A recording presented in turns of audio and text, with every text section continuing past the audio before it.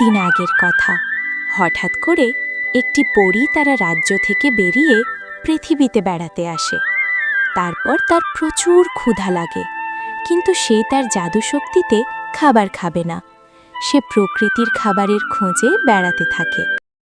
ওই তো একটি গাছ দেখা যায়, সেই গাছে অনেক সুন্দর ফল ধরেছে। যাই, আমি একটি ফল তুলে খাই। কে কে তুমি আমার শত সাধনার ফল ছিঁড়ে খেলে?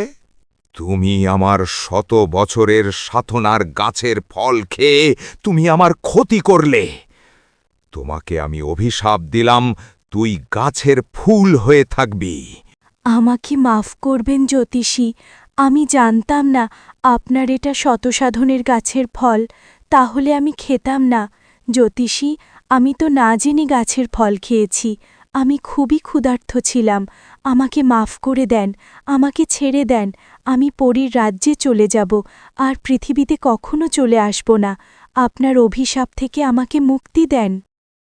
অভিশাপ এমনি এমনি উঠবে না, তুই গাছের ফুল হয়ে থাকবি। যদি কোনো ভালো মানুষ তোকে স্পর্শ করে, তোকে গাছ থেকে তুলে নেয়, তাহলে তুই আবার পরীর রূপ কিরে পাবি।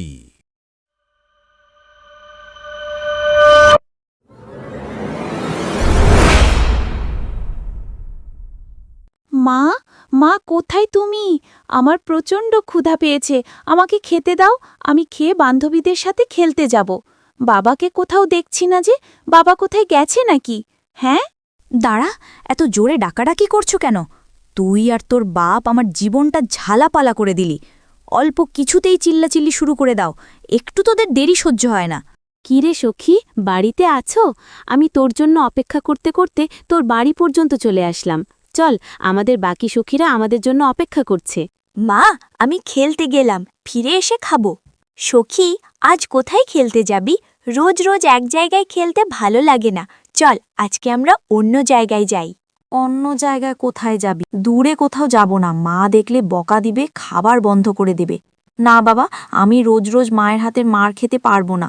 দরকার হলে তুমি যাও, না হলে কাছাকাছি খেলতে যাই। আরে না না, দূরে কোথাও না। রাজার বাড়ির পিছনে একটা সুন্দর ফুলের বাগান আছে, আমরা সেখানে গিয়ে খেলাধুলা করব। শুনেছি রাজার মেয়ে রাজকুমারী নাকি ওখানে খেলাধুলা করার জন্য আসে। আমাদের খেলাধুলা করাও হলো, আর রাজকুমারীর সাথে দেখা হলো। ওমা, তাই নাকি? তাহলে চলো তাড়াতাড়ি যাই, আমরা খেলাধুলা করব এবং রাজকুমারীর সাথে দেখা হবে, আর সুযোগ পেলে বাগান থেকে ফুলও তুলে নিয়ে আসব। শুনেছি বাগানে নাকি অনেক রকমের ফুল আছে। ভাবছিলাম ফুলগুলো দিয়ে একটা সুন্দর মালা গেঁথে রাজকুমারীকে উপহার দেব। এই বিশাল প্রাসাদে একা একা থাকতে আমার একদম ভালো লাগতেছে না। চারপাশে সব আছে, কিন্তু মনটা যেন ফাঁকা ফাঁকা লাগে। তার চেয়ে বরং বাগানে গিয়ে ফুল তুলব, রঙিন ফুলের মাঝে একটু হাঁটব, আর বন্ধুদের সাথে একটু খেলাধুলা করব। বাহ, জায়গাটা তো বেশ সুন্দর। অনেক ফুলের গাছ, পাখির শব্দ, বাগানটা অনেক সুন্দর। ওই দেখ, ওইখানে মনে হয় রাজকুমারী বসে আছে। চলো, আমরা রাজকুমারীর সাথে কথা বলে গিয়ে। কুমারীর মনে হয় মন খারাপ করে বসে আছে। রাজকুমারী, আপনি ভালো আছেন? বাগানে একা একাই কি করছেন? ভালোই হলো, আপনার সাথে দেখা হয়ে গেল। কে তোমরা এখানে? কি করছো? তোমাদের তো আমি কখনো এর আগে দেখিনি। তোমাদের বাড়ি কোথায়? তোমরা কোন গ্রামে থাকো? রাজকুমারী, তোমাদের প্রাসাদের পিছনেই আমাদের বাড়ি। আমরা এর আগে কখনো এই বাগানে আসিনি, তাই ভাবলাম রাজকুমারের সঙ্গে দেখা করব এবং বাগানে খেলাধুলা করব। বাগানে এসে দেখি আপনি চুপচাপ বসে আছেন। আপনার কি মন খারাপ? আমার কোনো খেলার সাথী নেই। আমি সারাক্ষণ বাগান এবং প্রাসাদে থাকি। আমার একা একা থাকতে ভালো লাগে না, তাই মনে মনে ভাবতেছি আমার একজন খেলার সাথী হলে ভালো হয়। প্রাসাদের বাহিরে বাবা আমাকে যেতে দেয় না, তাই মাঝে মাঝে এখানে এসে একটু বসে থাকি। কে বলেছে কেউ নেই? এই তো আমরা এসেছি। চলো, আমরা একসাথে খেলি। আজ বাগানে অনেক সুন্দর ফুল ফুটেছে। তবে দেখো, ওই গাছের ফুলটা একটু অন্যরকম। রাজকুমারী, তুমি কি ওই গাছের নাম জানো? আমি এর আগে কখনো এরকম ফুল দেখিনি। না না, আমি কখনো এর আগে এরকম ফুল দেখিনি। যাই হোক, এই ফুলটা ছেড়ে আমাকে দাও, আমি এটি মাথার চুলে বাঁধব। দেখবে, এই ফুলটা আমাকে অনেক সুন্দর মানিয়েছে।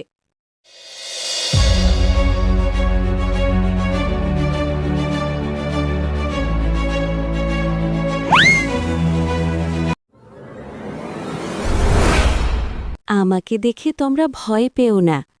আমি পরী, পরী রাজ্যের পরী। আমি পৃথিবীতে বেড়াতে এসেছিলাম এবং এক তান্ত্রিকের কাছে অভিশপ্ত হয়ে ফুলে পরিণত হই। আজ তোমার স্পর্শে আমাকে এই অভিশপ্ত জীবন থেকে মুক্তি দিলে। তুমি কিভাবে অভিশপ্ত হয়েছিলে আমাদেরকে একটু বলবে?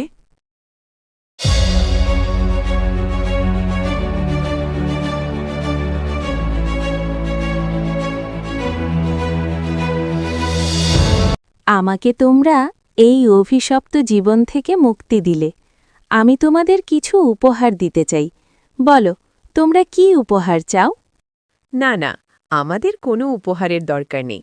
আপনি অভিশপ্ত জীবন থেকে মুক্তি পেয়েছেন, তাতেই আমরা খুশি। এই নাও জাদুর কলম, তবে এটি কখনো খারাপ কাজে ব্যবহার করবে না। যদি কখনো খারাপ কাজে ব্যবহার করা হয়, তাহলে সেই মুহূর্তেই এর সব জাদু ক্ষমতা নষ্ট হয়ে যাবে।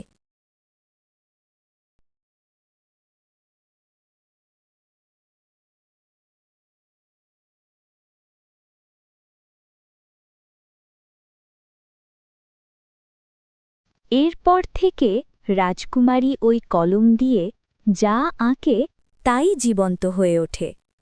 এখন রাজকুমারী আর একা নয়, রাজকুমারীর আছে 2 বান্ধবী আর একটি কলম বান্ধবী। বন্ধুরা, গল্পটি তোমাদের কাছে কেমন লাগলো? ভালো লাগলে একটি লাইক দিও, একটি কমেন্ট করো আর বন্ধুদের সাথে শেয়ার করতেও ভুলবে না। আর হ্যাঁ, নিত্য নতুন গল্প পেতে আমাদের চ্যানেলের সাথেই থাকো। ভালো থাকো, সুস্থ থাকো আর চ্যানেলটি সাবস্ক্রাইব করো। ধন্যবাদ।